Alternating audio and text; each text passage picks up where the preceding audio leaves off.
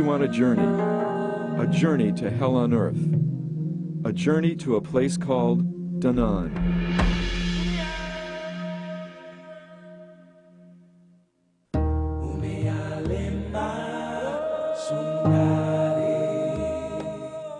This is the remote Ogaden region of eastern Ethiopia, bordering on Somalia. It's an area mired in a guerrilla insurgency and devastated by a lingering drought.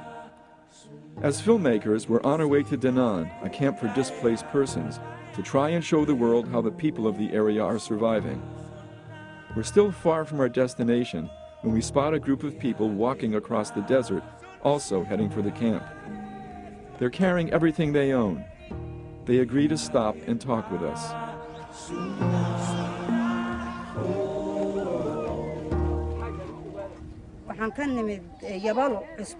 She says, "This is our 10th day of walking. We had nothing in our homes, nothing to eat. During our 10 days of walking, we stopped in every village and asked people to give us some food, and through begging we have managed to reach this place. We lost our camels, our goats, our sheep, and we don't know what is waiting for us in the shelter. We don't know whether there is going to be food. We have no alternative. We have to travel this way. 2 boys and 2 girls died since we left our homes."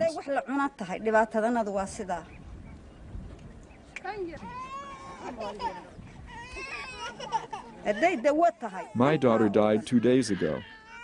She was 15.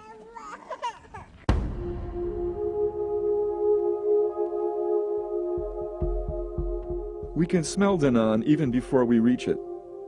The skeletal remains of hundreds of animals litter the desert. Although we've been told what to expect, we are still shocked when we see it for ourselves.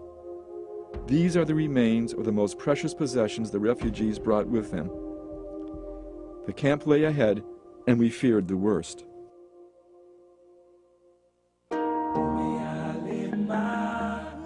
Here it is, Denan. Now home to 7,000 people living in tiny huts, not even big enough to stand up in. I came here with my wife and children, and 4 of them are now dead.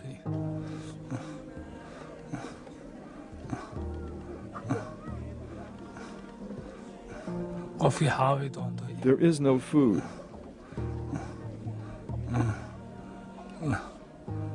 I haven't had water in 3 or 4 days. There is no water.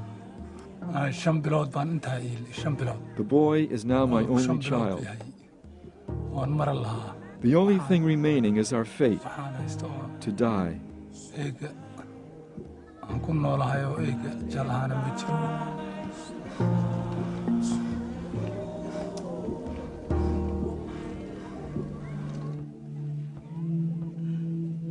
Abdi wants to show us the condition of his wife, Mariama. She's had nothing to eat in days and has been lying motionless in the hut. He tells us that she doesn't even have the strength to sit up by herself. "I would rather lose all my property and still have Mariama. She is a very loving wife, very good to her children. I have been praying all night to get help from my family and wife. I'm in a desperate situation. I don't know what I'm going to do. Without her, we can't live."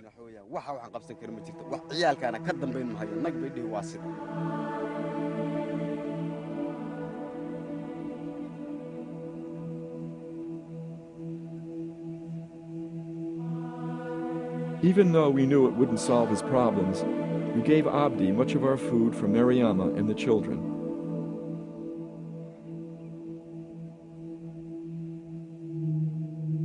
You are looking at all the medicine there is for the 7,000 people of Denan. They have no doctor. They have no nurse. We go to the food storehouse and are confronted by another fiasco. The district administrator, Aden Omar Fetin, explains.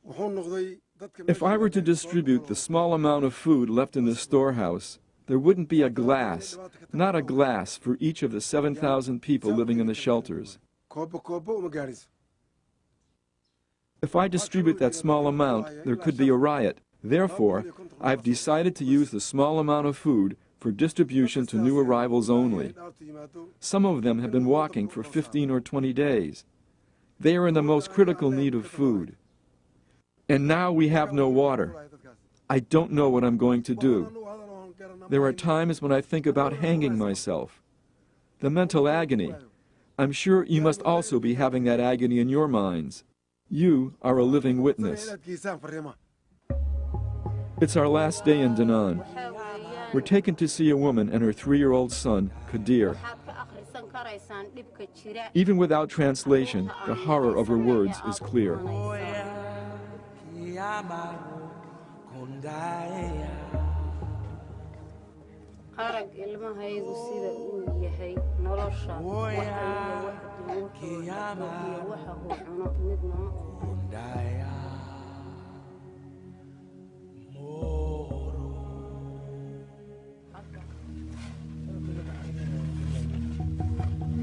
Each afternoon, just before sunset, we've seen processions of men leaving the camp for the cemetery. We asked permission to join and film them. Today, they're burying a 2-year-old girl named Ambia. Her father is very gracious and welcomes us. He tells us that it is the 3rd child he's lost in the last 4 months.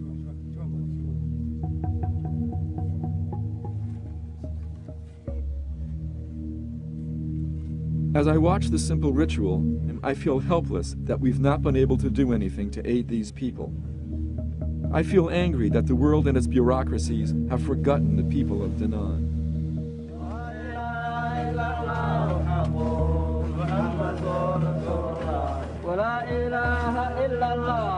It has now been months since we left Denan, and not a day goes by that I don't think of the time we spent there and the fate of the people we met. They chant, "God, this is an innocent 2-year-old child who has died. Please let her soul rest in heaven."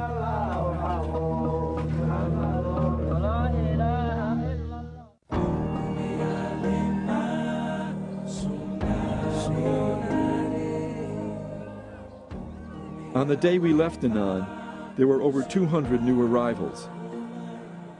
On the day we left Denan, they still had not received a food shipment. On the day we left Denan, they still had no water. On the day we left Denan, 3-year-old Kadir died.